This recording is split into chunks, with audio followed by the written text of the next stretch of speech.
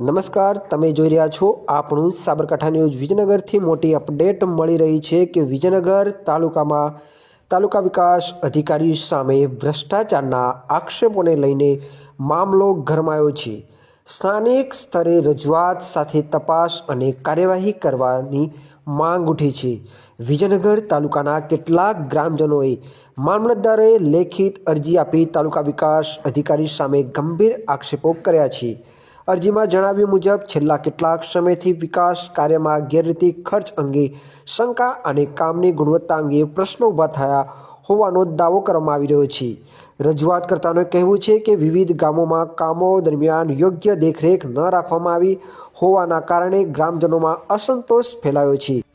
અરજીમાં વધુમાં માંગ કરવા આવી છે કે સમગ્ર મામલે નિષ્પક્ષ તપાસ કરવામાં આવે અને તપાસ પૂર્ણ ન થાય ત્યાં સુધી સંબંધિત અધિકારીને પ્રમોશન ન આપવા તેમજ જરૂરી વહીવટી કાર્યવાહી હાથ ધરવામાં આવે।